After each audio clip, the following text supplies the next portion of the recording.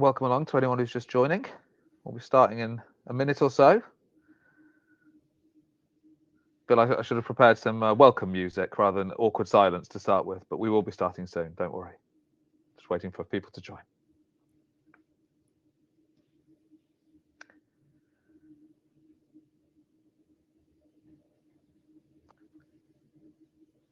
So my clock says that we're at the top of the hour, so let's get started.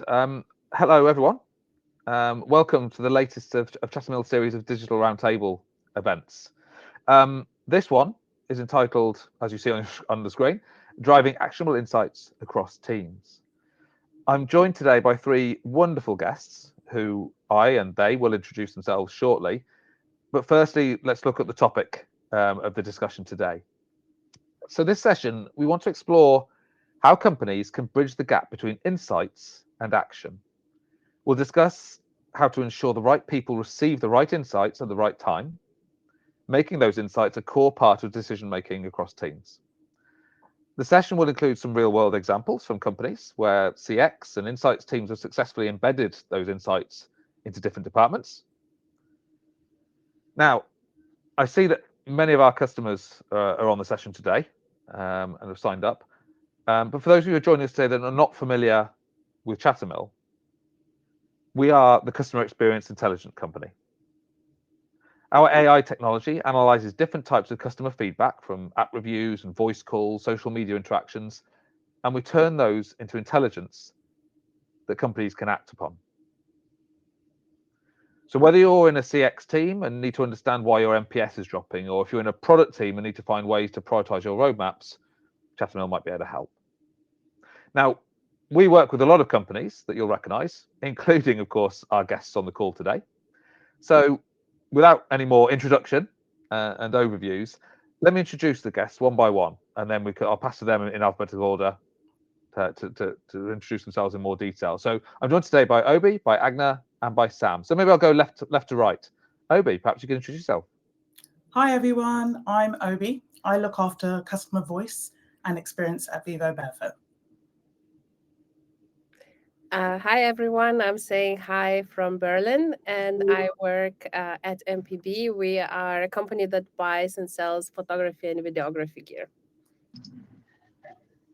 Hi everyone, my name is Sam Harding. I'm a customer experience lead at Eon Next, based in London today. Eon Next is the Eon retail brand in the UK for residential and SME customers. Perfect. Thanks very much all. Sounds like you're pretty much the right people to talk to on this topic, so it's really exciting. So let's move on to the topic itself, and I want to address the challenge. So let's start with a quick quote. This quote from Forrester fairly recently, it says that while root cause analysis is rare, even fewer companies, like yours, can identify behaviors that improve CX, or even to rally internal champions to act on that feedback. And less than a third effectively communicate those insights in a timely way. So this isn't Chattermill speaking, this is a Forrester study. So let me reframe that as a challenge then. I think really it's not just about distribution. It can be, but it's not only just about distribution. It's about finding the best ways to connect the right people. And then that leads to these challenges on the screen. So limited engagement with insights platforms, those insights not getting to the right people at the right time, or a disconnect between those analyzing the data and those making decisions, and indeed infrequent engagements leading to sort of outdated and old perceptions. So my first questions for all three of you really, are these issues familiar to you, either historically or even now? Yeah, I can go on that. Yes, they're very familiar, unfortunately. I think at Vivo in particular, we are very often time poor, which means we need to be very efficient in how we extract insights and how we cascade and share insights across different teams. So a lot of these challenges that you've mentioned about making sure there's the right engagement, making sure it's delivered at the right time to the right people are essential for us that we get them right. So yeah, very familiar, unfortunately, as I said.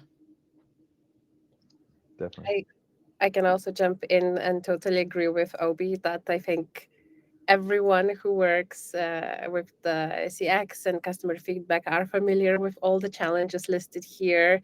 as in theory, you have the feedback, you know maybe how to analyze it, but it's always a challenge to actually make a change and do something different. So I think we will talk more about this today, like how do we address these challenges, what do we learn from our own mistakes. But as it was mentioned, yeah, unfortunately, like I am very, very aware of all of these. Definitely. And let's talk about fixing it then. And Sam, I'm going to throw to you first. I know you didn't get a chance to talk about the problem, but a good place to start might be sort of what's the journey governance around this. So like you're getting the big strategy sorted. And I know, Sam, I know you've done a lot of work with cross-functional groups. I think you mentioned in a previous discussion we've had. So what sort of structure and governance have you found to best manage these problems or make these problems reduce? Yeah, I mean, just to go back, maybe one question as well. I think the absolutely relate to everything that's already been said. The size of the organisation that my team work in, we have got around 5.5 million customers. That equates in energy terms to around 8 million meter points. So different meters that we supply gas and electric to. We've also got many other products and services. The big challenge for us is getting accurate billing and getting our service right and making sure that all kind of sticks together in the right way and we create advocacy. We send around 60 million bills a year, so the margin for error on those things can create complications. So how do we bring that all together? Well, we look at our core journeys.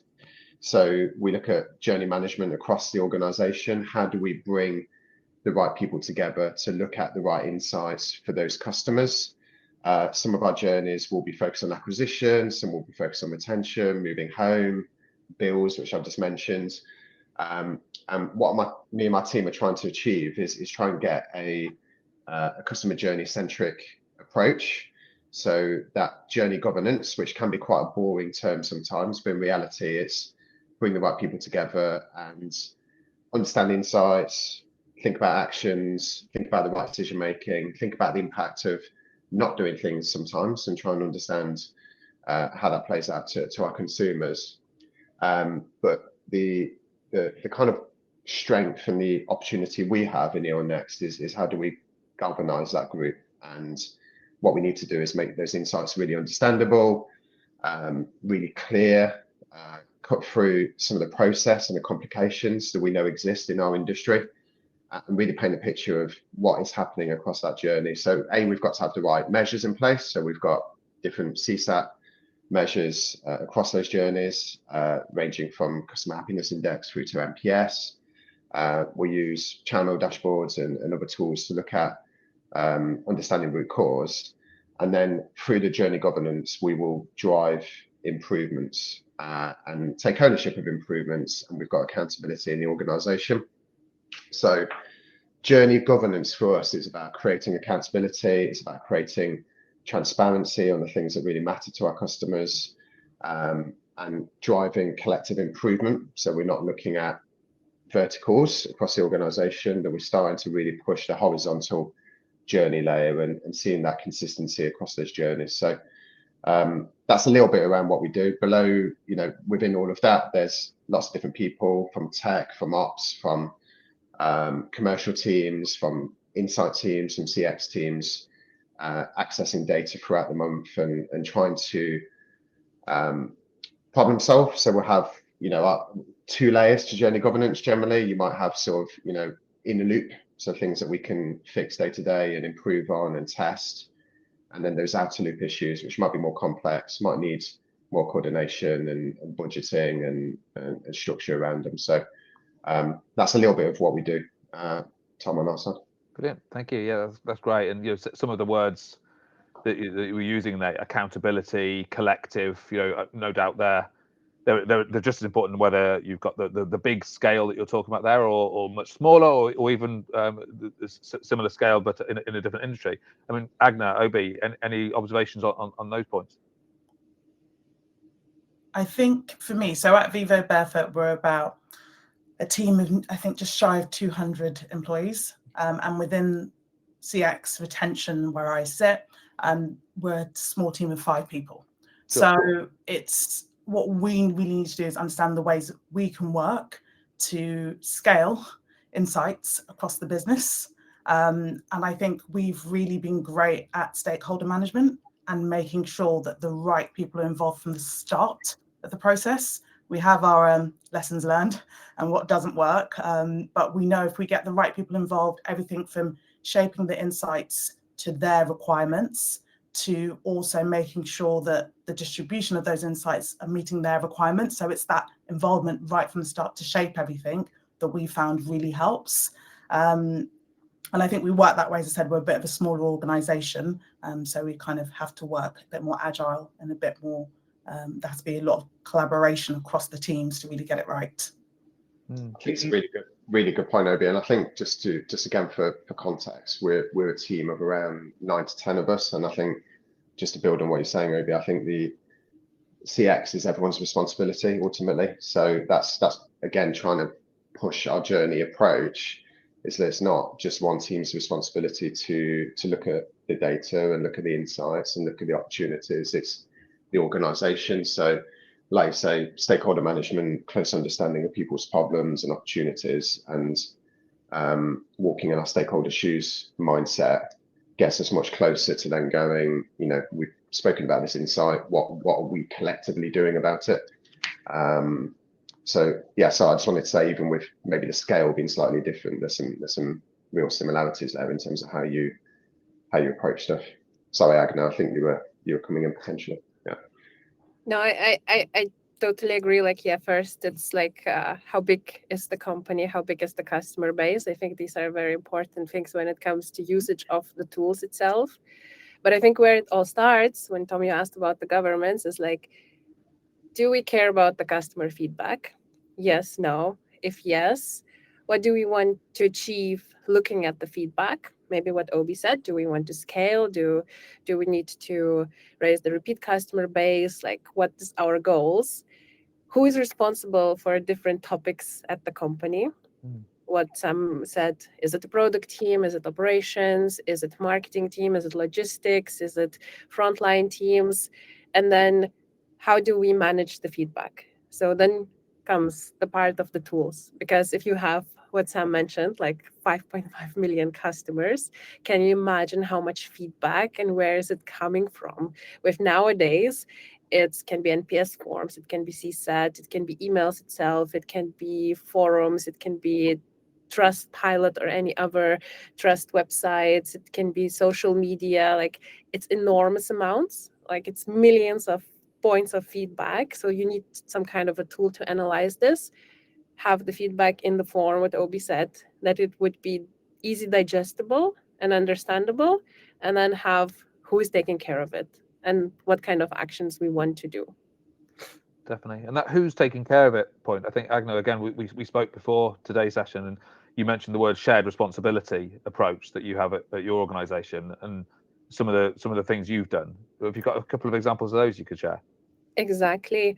I think this is one of the main points where we learned the most, because maybe that's also one of the biggest challenges is actually when you have all the feedback, you actually know what to do, but who's actually doing what and who is taking an action. So this, we did a lot of mistakes and learned from this, because the first we tried is this shared responsibility. So here's the tool, it's a very cool tool. Here are the dashboards. Here's the manual, how to use it. Log in and use it. But I think that's one of the worst approaches you could have, because after a while, because everyone is so busy. So to have time to log in, check, build dashboards, maybe you didn't have time to properly learn it. Okay, then you see people logged in once a month. Okay, that's not good enough. Then maybe you create dashboards, set alerts, and send it to the teams. Okay, are you sure they are doing something? Again, learning a path. Then we tried to talk with the teams and involve them, what Obi said, from the beginning, and give them accountability and responsibility to say what are they interested in and set the topics and themes in Chattermill. And then one of the last things we introduce is the VOC forums, so the Voice of the Customer forums, where UX team picks a topic. It can be anything. Let's say it's a quality issue, it's a logistic issue, and every forum the topic changes.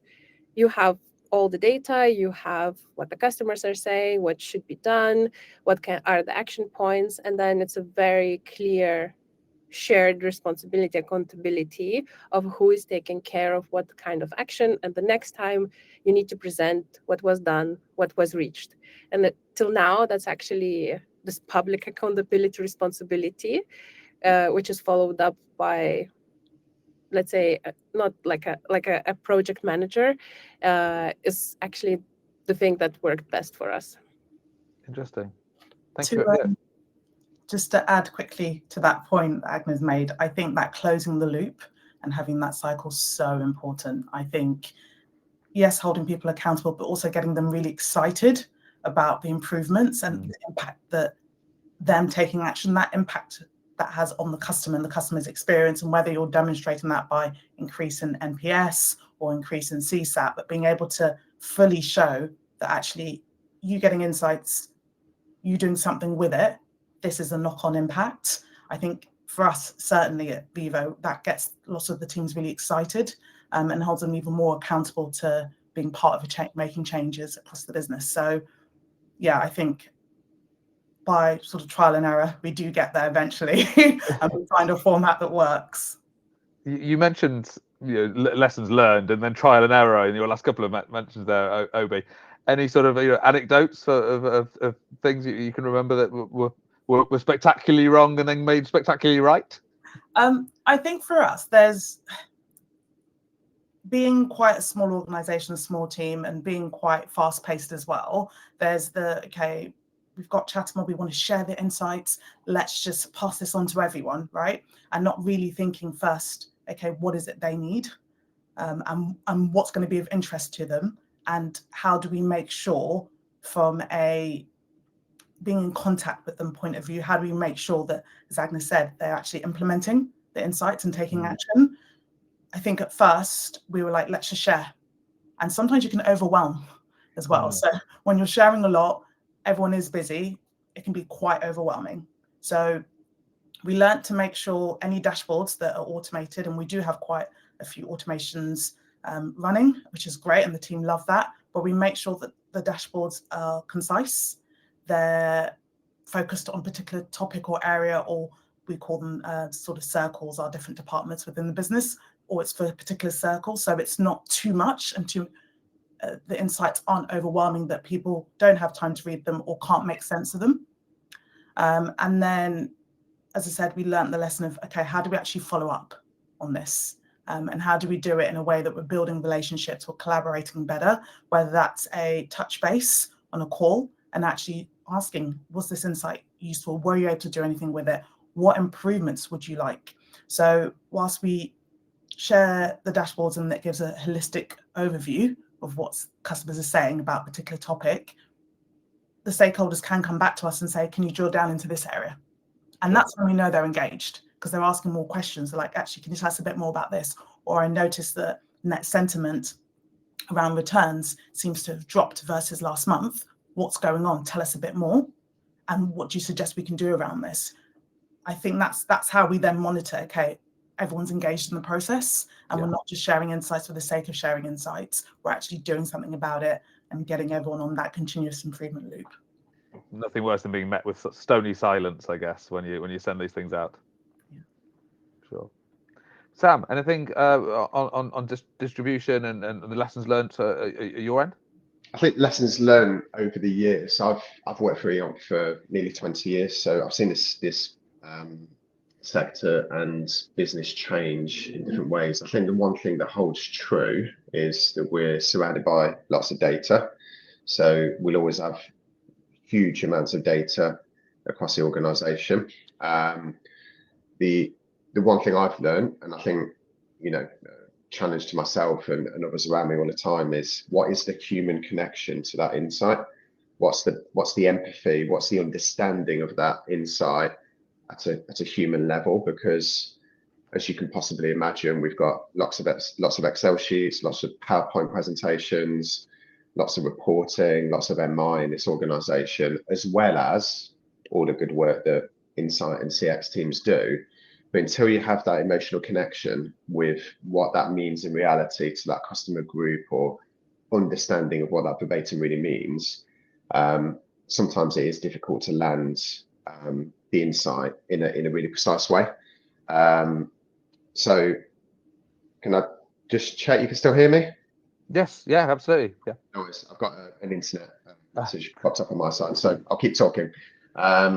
So the, walking the customer shoes, interviewing customers, spending time with customers who are not like us, is really, really important. So we've had a lot of success in doing that over the years in terms of bringing insights to life, and that sharpens the understanding across the organization of what those Excel sheets and PowerPoints are all about.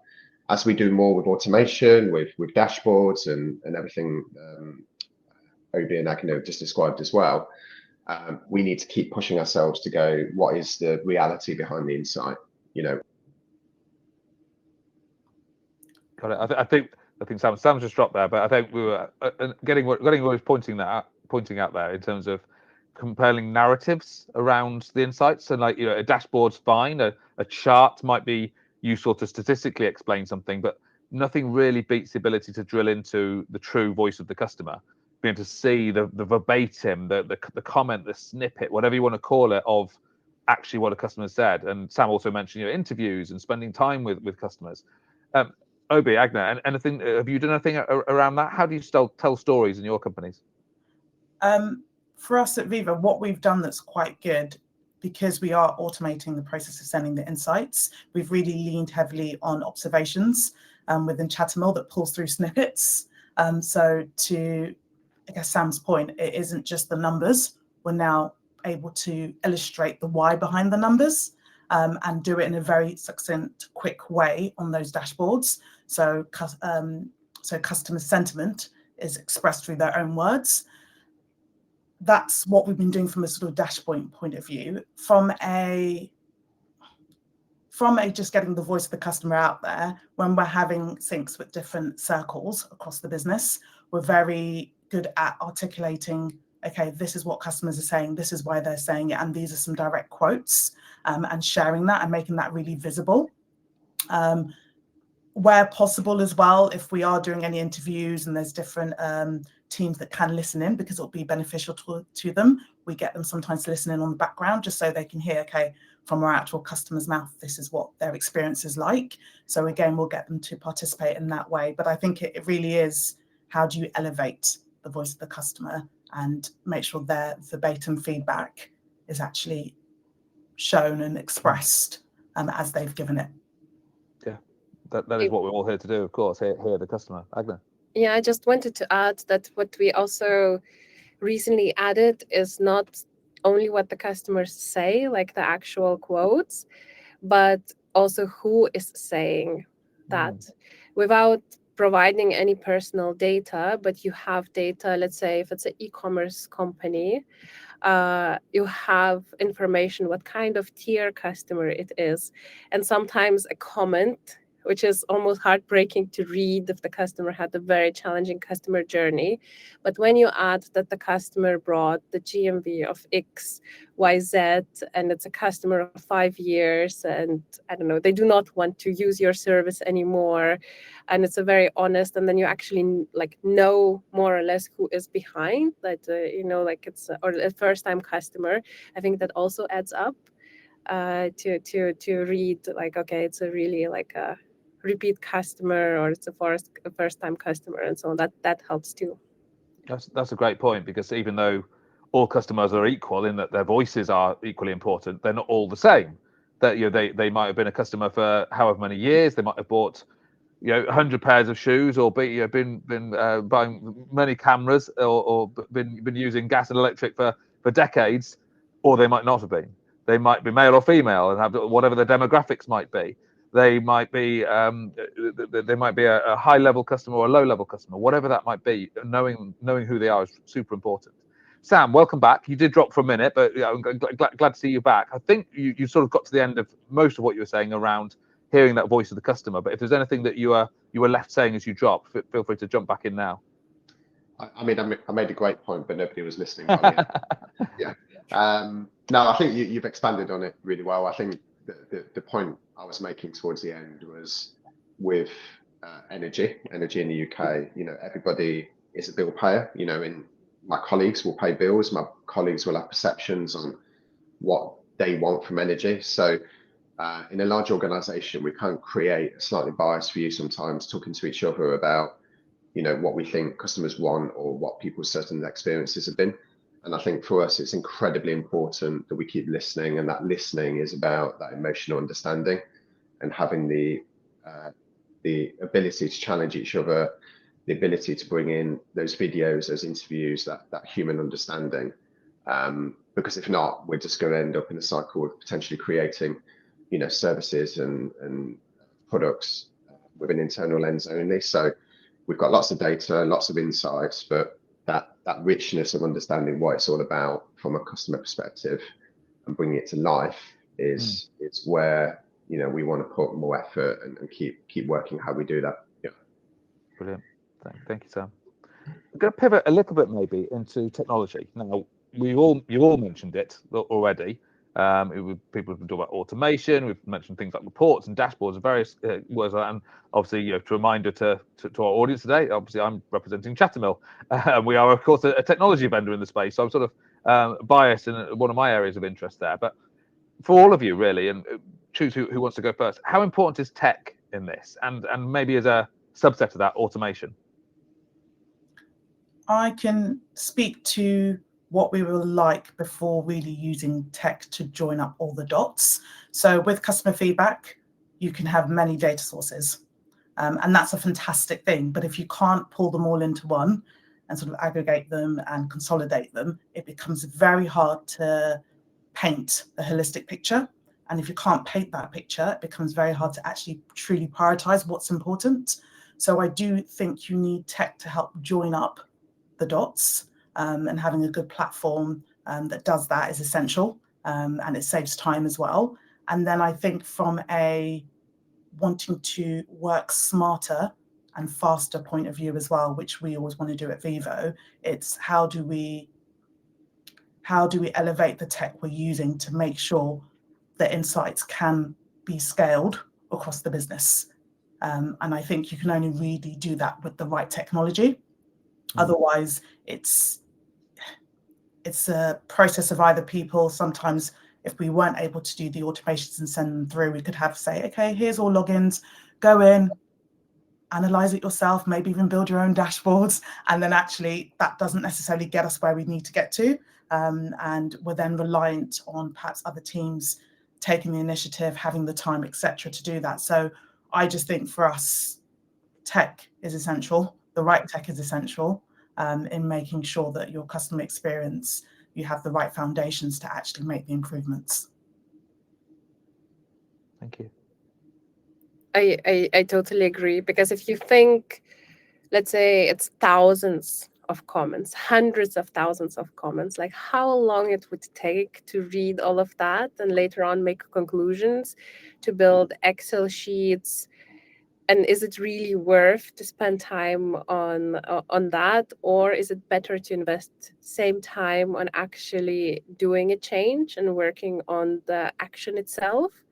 But to add also that it's also very important that human works alongside the technology. I just had an experience yesterday where I looked into one of the topics because it got alert that it dropped to -100, and I was so worried what happened. But it's again technology and a human, because then you just see the amount of surveys and then all came clear that it's not a real problem, and it was just very little amount of replies. So you always need to, find the balance and use the technology to make it more efficient and scalable and sustainable, but I'll also use people to actually analyze the data and decide for the action itself. Yep, scaling, absolutely. Sam? I mean, this is such an obvious thing to say, but the quality of data that we utilize in any automation is critically important. So I've touched on this just in the last 20 minutes or so, but we've got lots of different data sources. We need to do more work to keep evolving that and how that's plugged into Chattermill, how we use it day to day. And I think there's a couple of things which are becoming really evidently clear day to day leading a CX team is around AI. So we know AI is changing the way that we work. And we do get, into a space where things are being summarized and looked at very quickly. So that real-time factor is critically important to us as well, where the organization is fast-paced. We get demand into our contact centers, we get demand into our digital channels. We're out installing things for our customers day to day. We're planning workforce. And that's even before we're starting to think about how do we connect some of those journeys together and make them more seamless and bundle products and things like that. So there's a lot of data, a lot of high risk moving pieces as well in terms of, health and safety. If you think about going to people's homes or compliance and regulatory type things that we have to adhere to in this industry. And I'm seeing the role of AI really expand and changing people's behaviors in terms of how fast things are moving and how fast people get to conclusions sometimes, which may or may not be the right conclusions and decisions. So what we need to make sure is that data's rich, it's the quality of data that's needed to measure the customer experience, and then using the automation tools and the tools available to us to be really concise about what the insights are. If I think about some of those journeys I've just hinted at that need to be prioritized or actioned, as well as keeping up with the pace of the business when other AI tools are plugged into what people do. So that will always be a moving piece over the coming years and coming months. But I think the pace, the data, and real time utilization of that space is going to be key for us. Yeah. Brilliant. No, totally agree with everything there. You're keeping the human in the loop, as Agnes was saying.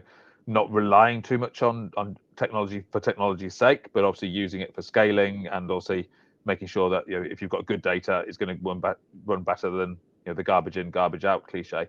I think maybe as well, one thing Obi you mentioned on our previous discussion was you use quite a lot of automation at Vivo yourselves, but you've got to be aware again with that human in the loop that if there's a follow-up, it can't be fully automated. You do need that human to be able to respond.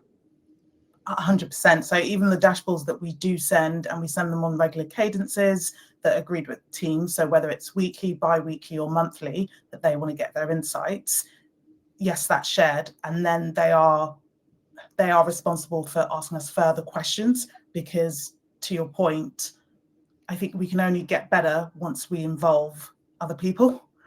Otherwise, the insights, we're not sure if they're landing correctly, we're not sure if they're usable. So other people do need to be involved, and humans do need to be involved in the process. Almost a bit, one of the sense check, is this report delivering what you need it to deliver? But also, okay, great, these insights, what have you done with them? How have we moved the needle? So it's, I think technology, as Agnes said, balanced with human input really achieves, I guess, that sort of North Star of what we're trying to do at customer experience. The shared responsibility comes with a bit of shared ownership as well, and shared involvement and activity. Yeah. Amazing. Thank you all. We touched on storytelling as well, and crafting narratives, and there's some great examples from all of you, but specific examples. I think before the call we discussed this. Have each of you got a sort of real world or real life success story, if you've got one? So something that you've done, something where you've shared insights across teams and have achieved something, yes, and then maybe have repeated that and scaled that. Who wants to go first? I don't mind going. I've got, so Vivo, to give you a bit more background, we're not the 5 fingers, so you might have seen the sort of 5-finger toe footwear. We're not that, but we are a natural health company that specializes in footwear. We have 2 stores in the UK, one in Covent Garden, one in Bristol. However, a lot of shopping's done online. And with that, obviously, if you're buying footwear, you haven't tried it in a store, you can make mistakes, whether it's sizing, whether it's the style's not quite what you thought it was going to be when it arrived. So we had a lot of insights, and it was across multiple channels, but also impacting our customer service, because they were getting obviously tickets being raised by customers of, I need to return, I'm not happy, the sizing wasn't quite right.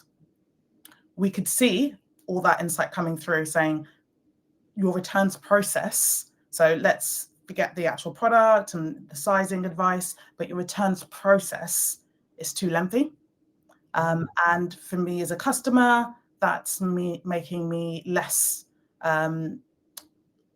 confident to shop with you again. So I've returned, I've not had a great experience with the length of time it's taken, which means I may not become a repeat customer. I may not become a loyal customer to the brand. So we were getting this insight, and we've got a few different regional sort of websites as well, and it was across the board. So we sat back and thought, okay, how can we deliver what customers want? And what they want is instant refunds. How do we deliver that? How do we pass that feedback, quantify it? And tools like Chattermill help us quantify it, not just from a numbers perspective, but also demonstrate from a sentiment perspective, this is how upset customers are over a particular issue. So how can we really quantify that, pass that on to the operations team and say, we need to make an improvement? And we did that. And then we looked into, okay, how do we then connect all our systems in the back end to facilitate quicker returns for customers?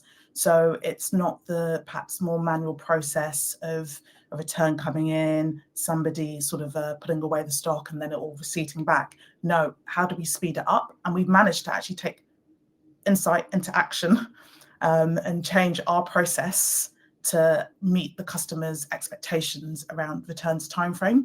And I just think, back to the point around technology and marrying up data and systems and actually getting a holistic picture, without being able to do that, we wouldn't have known the scale of that problem to then have a real business case to put forward as to why change needed to be made and change in an operational element. So yeah, that's one piece that we've really worked on.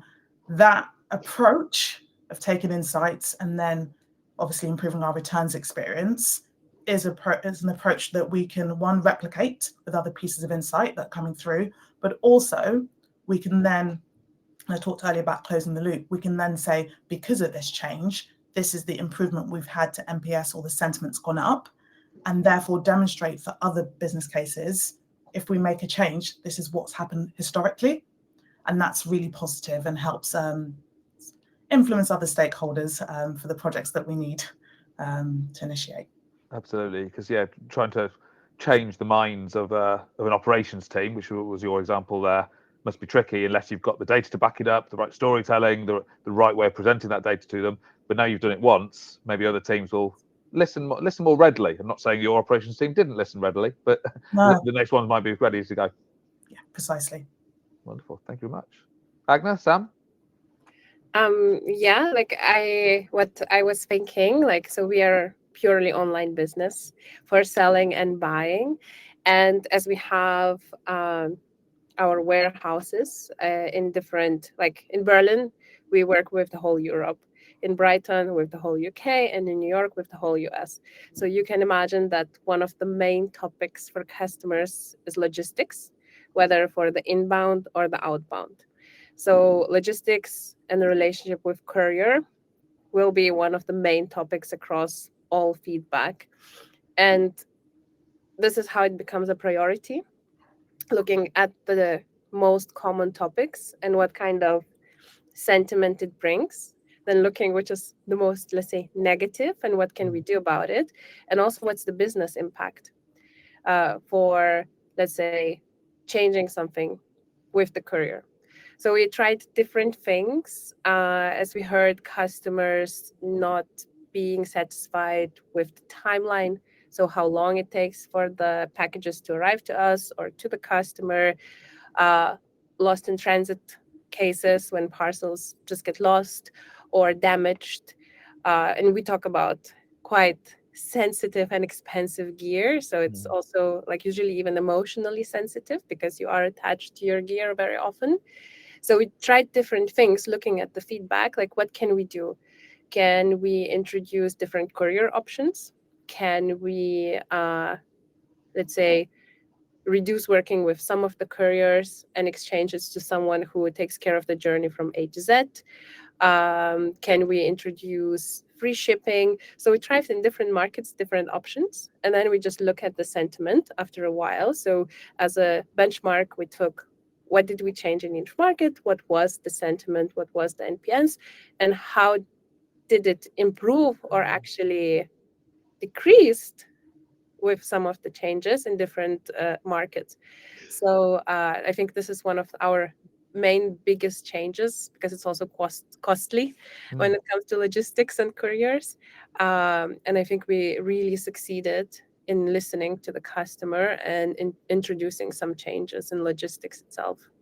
Amazing. And yeah, almost to Obi's point about sort of measuring whether it worked or not afterwards, you not only measured whether it worked or not, you measured it and tested against it with sort of, A/B testing and trying different methods in different regions. Yeah, clever. Thank you. Sam, have you got a story to match those? I've got a story about an internet connection that's flashing up on my screen again. So I may drop out at any point, but I think just quickly, just to maybe tail from the two examples, there's some similarities actually. Refunds is an interesting one because we may have to wait for that story, everybody. Sure, it was going to be a great one, and we'll get it shared with people if Sam can't join again. Any last thoughts though from Agna and Obi? Words of advice, recommended next steps, because there might be people in this audience who are struggling with some of the problems that we started with. Have you got any advice for them as to how they can sort of get to where you are now? I think my advice would be, and I sort of said this, make sure that you've got the right tech to start with, because I think it does have to start from the insights extraction point of view before you can actually take action. So you need to know what action to take effectively, and only by having all your insights correctly, I guess, labeled, correctly visible, correctly shared with the right teams, can you then know, okay, this is the actions that we need to take, and make sure that you're monitoring the outcomes of taking those actions.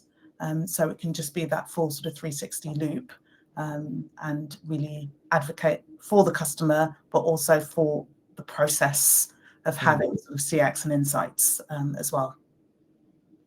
Great advice. Agna? From my side, it maybe would be to start from the beginning. What I mentioned is to gather all the stakeholders in one room, virtually or in person, and just ask very basic questions like, do we care about customer feedback? Are we customer-centric company? Do we look at everything we do from customer point of view? If the honest, transparent, and unified answer is yes, this is where you start. Then you already have everyone on board, and then you start the work. Where do you get the feedback? Do you need to set up? Where do you get the feedback from? What kind of tools you can use for that? What are the amounts of the feedback you are getting? And how will you use the tools, and who will be responsible to analyze, set up, and later make the action? But I think the most important, because if there's no customer-centric point or view in the company, if people more prioritize, let's say, their direct purpose or a task, and customer comes second or third, no tools will work. Like, you can have all kind of feedback. It can show you all red in all your dashboards, but if the priorities are not in the correct places, if it's not on the roadmap, it will not work. So I would just gather everyone and just ask the question. Perfect. Thank you much. Sam, welcome back. Won't necessarily test your internet connection too hard. Maybe we can promise to share your story with our attendees offline. I've just asked the other two participants about any sort of words of advice for people listening who may be attempting to do what you've done. Where would you start? It's a really good question. My Wi-Fi is a problem, so apologies for that. I think I'd echo everything that Agna said in terms of consistency, in terms of getting the customer voice into the organization. So we have to be consistent, we have to repeat, and we have to be bold in terms of working with the right people, asking for senior ownership of customer journeys and making sure that we've got accountability in terms of what we do across those journeys. And then it goes back to what I was saying 10, 15 minutes ago around trying to get the organization to really understand who our customers are, what their needs are, what their voice is, what the segments and what our customers look like and what they need from an organization like ours. So that really driving that empathy and human connection, as well as creating that accountability and direction. So to do that consistently across a big organization requires a lot of effort and a lot of energy. So my advice is to, make sure that you're well equipped with the right people, you've got the right vision. The vision is owned and sponsored at the top table. And then you've got the plan that hopefully starts to address that and build confidence in it. But it requires a lot of energy, it requires a lot of effort, but it's really worthwhile when you get it right because you've got the organization pointing in the right direction. So, yeah. Amazing. Thank you, Sam. And of course, Obi and Agna. Thank you, all three of you. It's been an amazing conversation. Some great ideas and thoughts there, some examples. We've talked about accountability, the getting a reaction and not silence was one of my favorite answers. Getting the human connection and empathy there, and consolidating data sources as well. Thank you so much. Great discussion. And last thing for me to point out is that in February next year, Chattermill is hosting our annual summit. Information on the screen right now, in person in London, and hopefully maybe some of the presenters you've seen today can attend, and some of our attendees as well. So thank you all again. That was great. See you on the next one.